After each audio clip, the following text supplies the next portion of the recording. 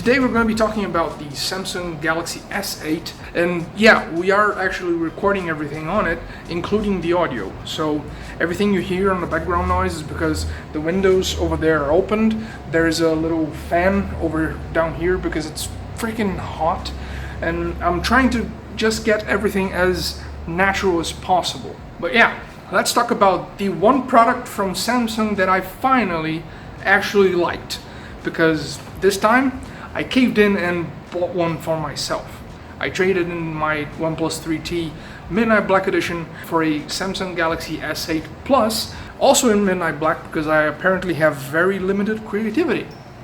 But hey, let's talk about it anyway. Well, the iPhone X has just been announced and the Note 8 has just been released, so why are we talking about the S8 and the S8 Plus for that matter?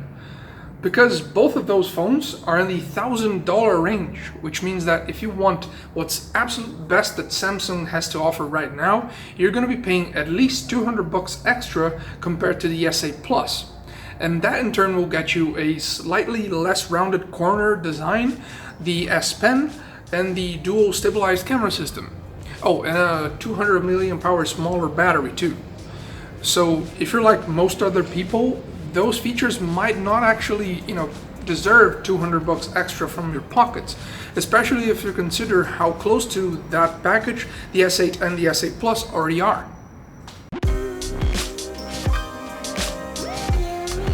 So what did I expect to see from the Galaxy line? Something with a really premium feel, a design and hardware that boasts and feels like you're paying for flagship specs and flagship experience altogether. And honestly, an experience that on the software side of things wasn't going to be as fluid or as stock clean, as not bloated as I usually like to see around. And to my surprise, that didn't happen.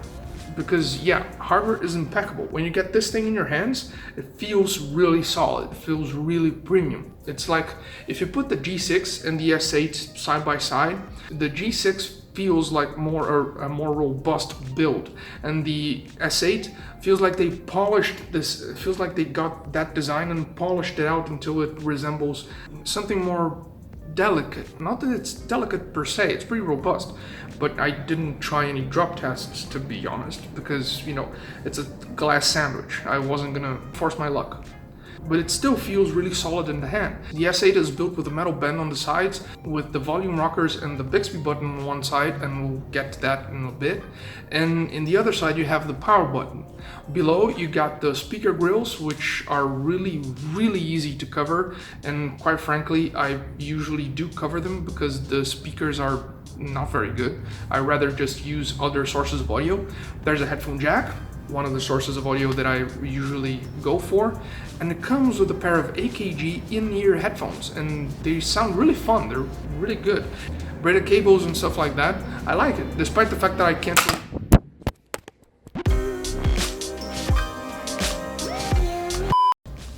They have an in-ear design, so I can't use them for that long because it hurts basically, but they're really good. They're fun for people that can and like to use those types of headphones. I kind of recommend them on their own.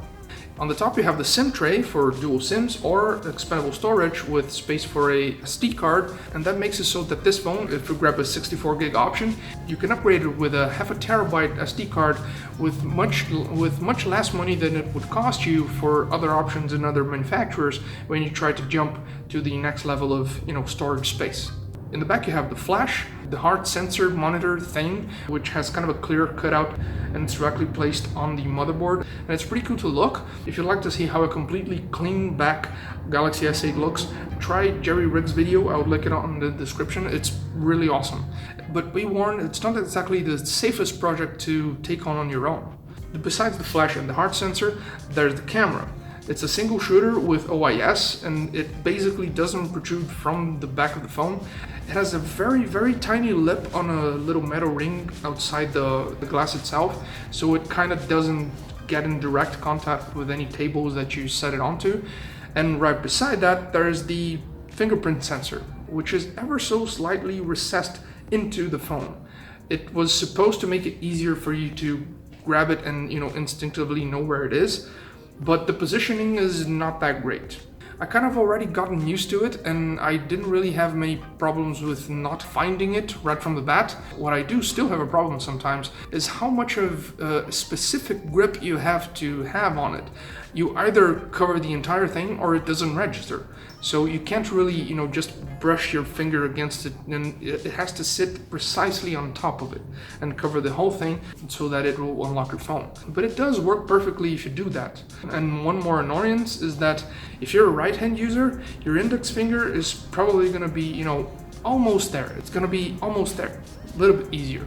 But if you're a lefty, it's going to be a little bit hard because you literally have to go across the entire device with your finger while holding it to actually use the fingerprint sensor.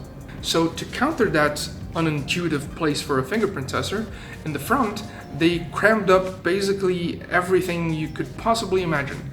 There's a face unlock and an iris scanning, aside from obviously, password, patterns, pins, and stuff like that.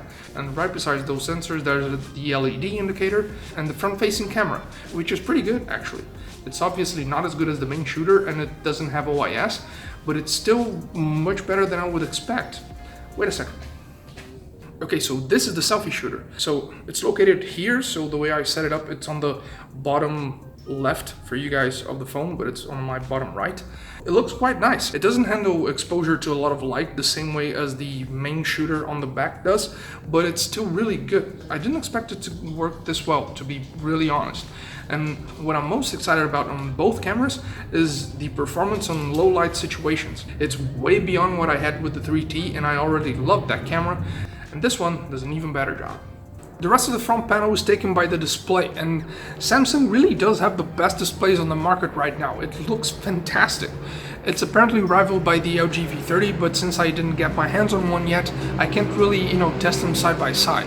Still, it's a tall aspect ratio, super bright, the contrast and colors are excellent with the Super AMOLED technology, and with a Quad HD resolution at that. But it does come out of the box in 1080p, and after testing it out, I didn't feel as much of a difference quality-wise, so I stuck with 1080p, and your battery is definitely gonna thank you for it. The thin top and bottom bezels and the curved edge on the sides of the display makes everything look fantastic, like bleeding outside of the glass in your hands. Consuming content on this thing is nothing short of amazing, even though you do kind of have to decide to either have black bars on the sides or punch in a little bit and lose a tad of the top and bottom of the image that you're looking at. In any case, this is a great display, and unlike the LG G6, which was a bit dim, this thing is pushing out great bright images, 5.5 hours a day of screen on time.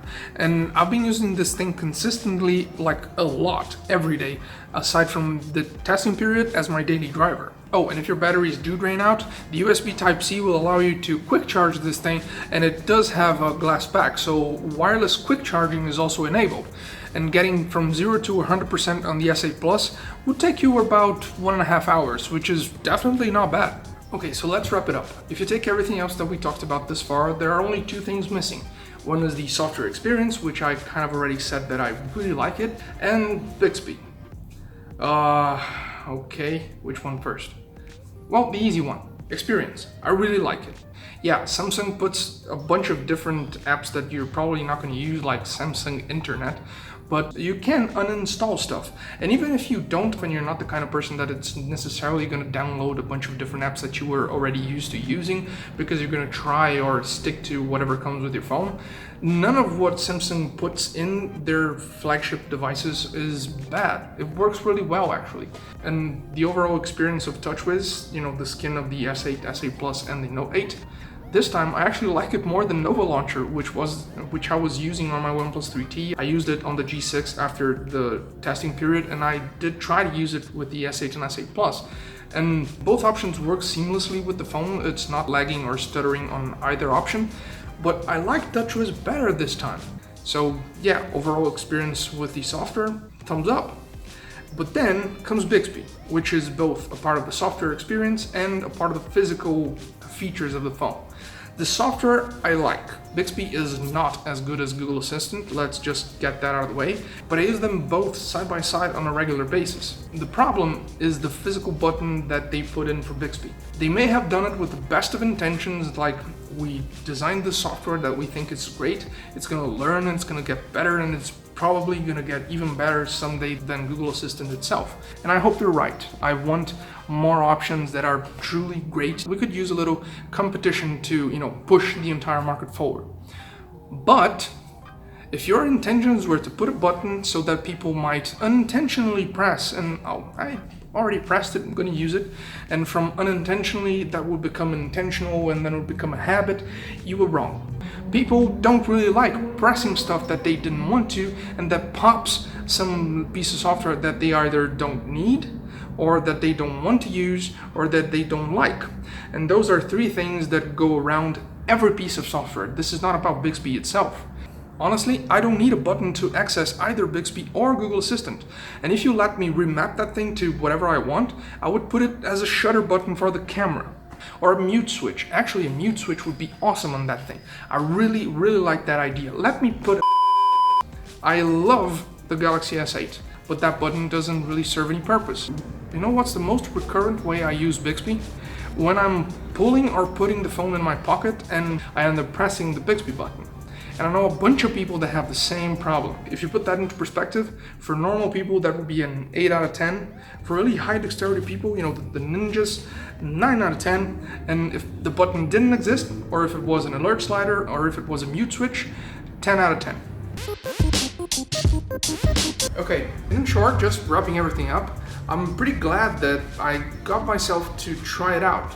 Because the Galaxy S8 and the S8 Plus, my choice personally being the S8, is an incredible device. I'm really glad to see that they have grown a little bit. They have evolved with the experience they're trying to get in our hands through their hardware and software altogether. I just hope that they evolve even more from this point onwards and stop playing around with physical features that may or may not be relevant. But yeah, hope you guys enjoyed the video. Leave any comments or suggestions down below if you feel like it, and I'll talk to you guys in the next one.